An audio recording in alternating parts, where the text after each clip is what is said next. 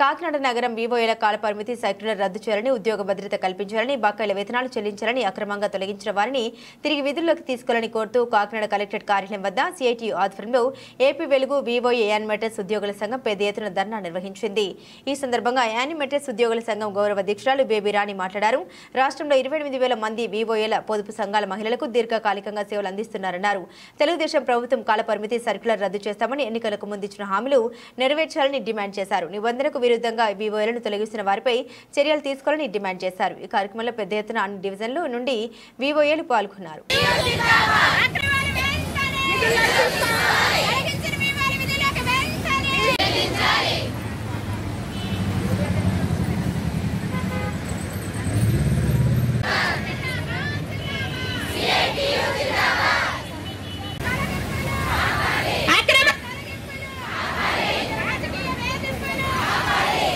రాష్ట్ర వ్యాప్తంగా వివోఏలు అంటే డ్వాక్రా యానిమేటర్లు ఈరోజు రాష్ట్రం అంతా కూడా ధర్నాలు చేస్తున్నారు.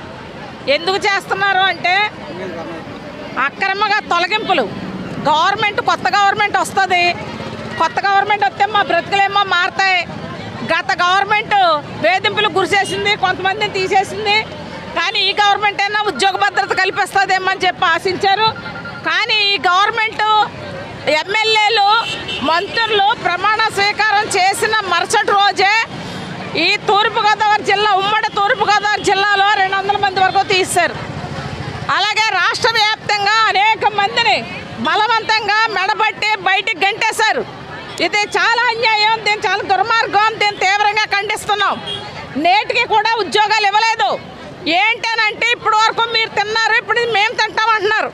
మరి ఏం తినేసారో వీళ్ళు ఏం తింటారో అదేమన్నా మాకు చెప్తే ఎమ్మెల్యేలు మేము ఆ రకంగా నడుచుకుంటాం. కానీ ఇది చాలా అన్యాయం.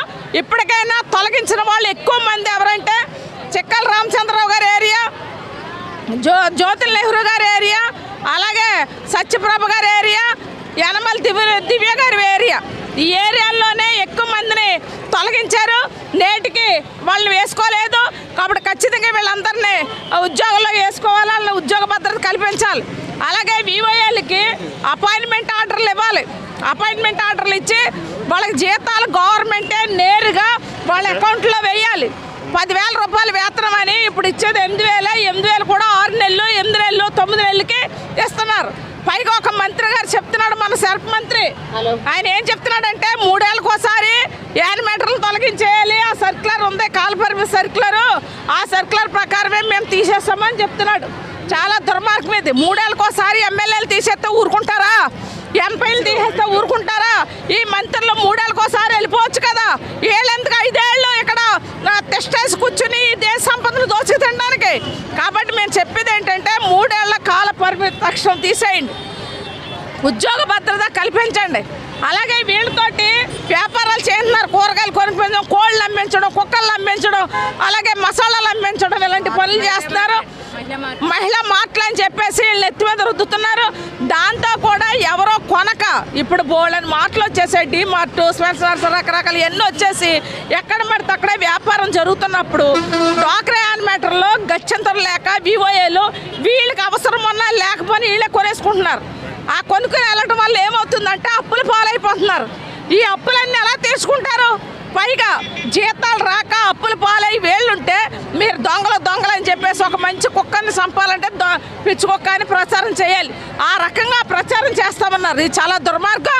కాబట్టి ఈ కాలపరిమితి సర్క్యులర్ని రద్దు చేయాలి, కనీస వేతనాలు ఇవ్వాలి, ఉద్యోగ భద్రత కల్పించాలి, అపాయింట్మెంట్ ఆర్డర్లు ఇవ్వాలి. ఇది ఈ రోజున మేము చేస్తున్నటువంటి డిమాండ్. జి బేబీ రాణి, ఏపీ వివోఏల ఉద్యోగుల జిల్లా గౌరవాధ్యక్షురాలు.